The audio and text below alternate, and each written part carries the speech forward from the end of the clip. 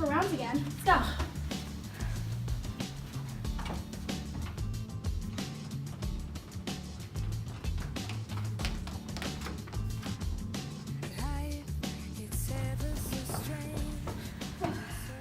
All right, who's presenting? The patient's name is Jenny Stevenson, age 25, injured in a car accident approximately 3 months ago. After performing an fMRI, she was declared to be in a vegetative state and has shown no signs of regaining consciousness. So what does that mean? That means, It means that Jenny is awake but not aware. She suffered dysfunction in the cerebral hemispheres. Her brainstem was injured, thus affecting her autonomic and motor reflexes, as well as her sleep and wake cycles. So, residents, is she conscious? In med school, I did some research on vegetative states and read about a similar case to Jenny's. An fMRI was done on a 23-year-old car accident victim who was in a vegetative state for 5 months. I read about this case too.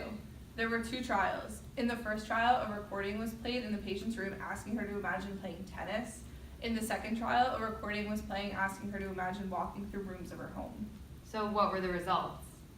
When she was told to imagine playing tennis, an fMRI recorded increased activation of the supplementary motor area in both the vegetative state patient as well as the control patient, meaning the patient in the vegetative state experienced the same brain behavior as the conscious patient.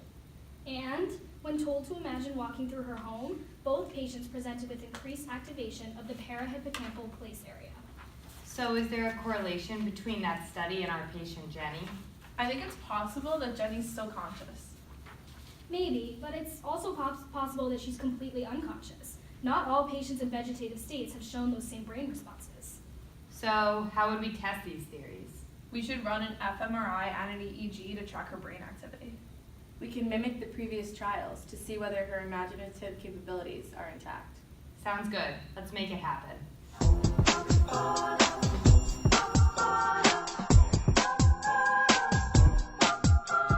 Guys, I just feel so terribly for patients like Jenny.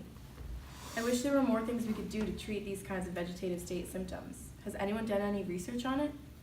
I think the first step is just to be sure we're diagnosing things like this correctly. We can't just rely on our ability to interact with patients anymore. Oh yeah, I know what you mean. I've been reading up on this since Jenny's case came in, and recently reports are saying that 43% of patients who have disorders of consciousness are misdiagnosed as vegetative when they're really just minimally conscious. But what's the real difference between the two? They still can't communicate or show visible signs of being aware. Well, behavioral diagnosis has been done using the Coma Recovery Scale. What's that? It scores patients on an auditory, visual, motor, verbal, and communication functionally. Scores range from 0 to 5 in these regions. Oh wait, I've read about this. Vegetative state patients have auditory, motor, verbal, and arousal scores less than 2, visual scores less than 1, and communication of 0. But minimally conscious patients have auditory scores of 3 to 4, or visual scores of 2 to 5, or motor scores of 3 to 5, or a verbal score of 3, or a communication score of 1. Yeah, the scale has been extremely helpful in incorporating diagnostic criteria for minimally conscious, not just relying on observation. But what about a more biological explanation?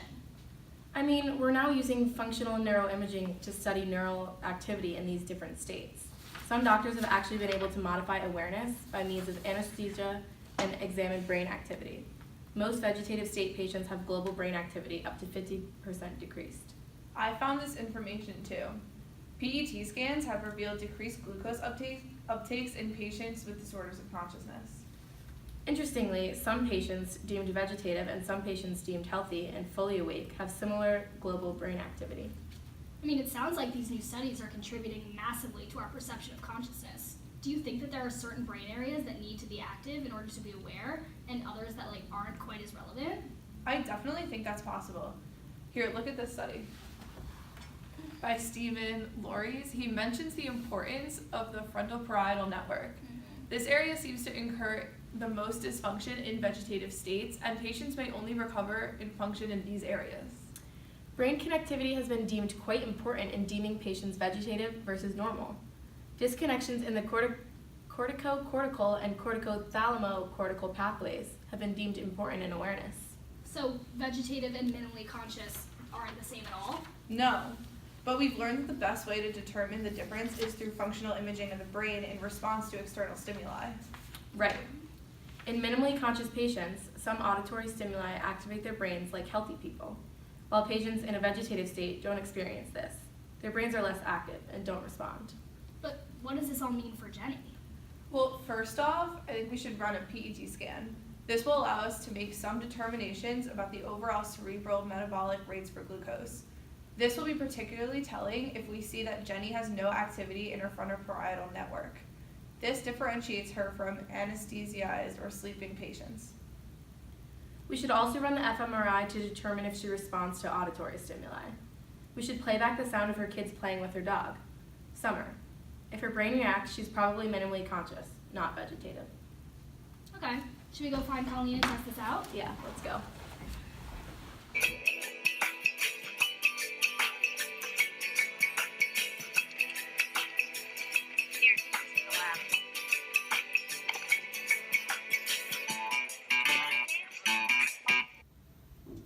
All right, Abby, can you present the patient?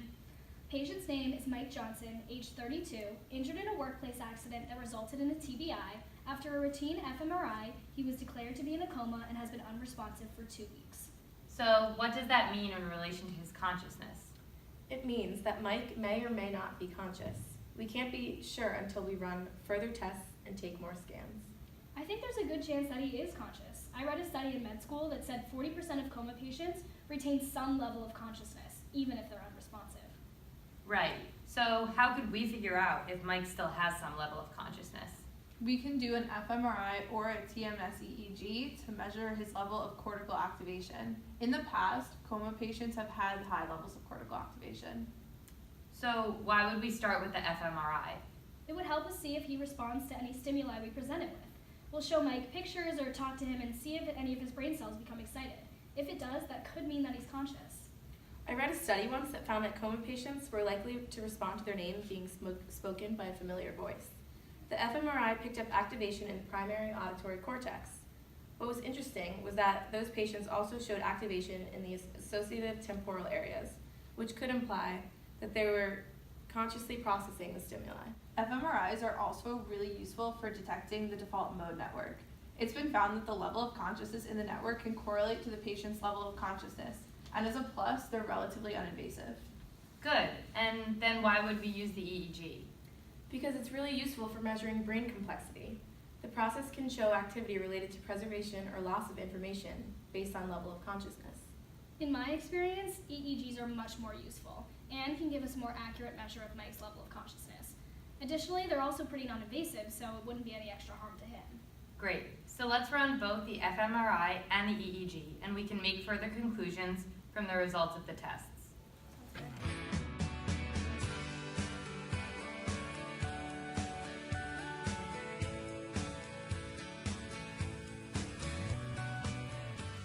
Why does George get to be off right now? This has been crazy for all of us. I think I'd be too freaked out to sleep right now with all the consciousness stuff we've been talking about today. Anyone ever wonder how differently his sleeping brain is functioning compared to our awake ones? Or in comparison to the 2 patients that we saw today? Yeah. Is someone still considered conscious if they're asleep? How is that different from being in a coma or a vegetative state?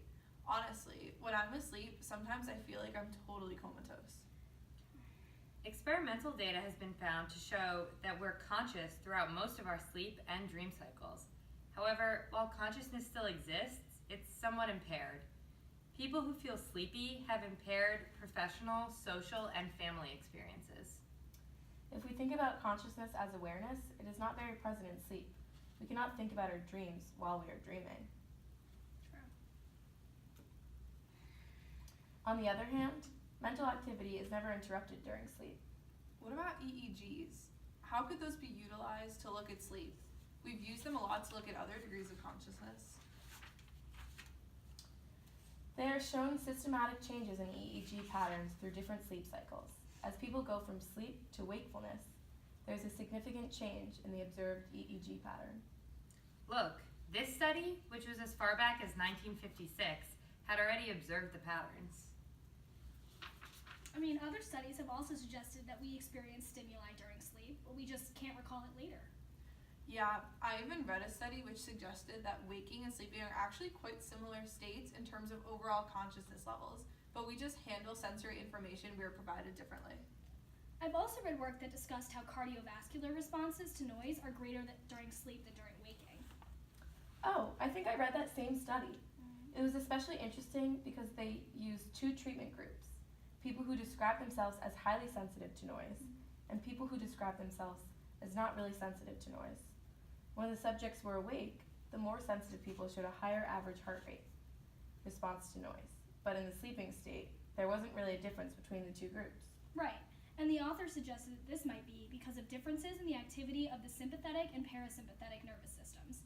Or, and I thought this was even more interesting, that being sensitive to noise was psychological, so even when subjects were sleeping, the difference didn't really appear. So what's the greater implication there? Well, I feel like it means that the way our sleeping brain processes stimuli is probably similar to the way our brains process stimuli before we are conscious of them. The cardiovascular study provides another interesting aspect here. All of our pre-conscious brains are probably pretty similar, and the way we decide to process stimuli or the way we perceive it ourselves when we're awake is what makes us so different.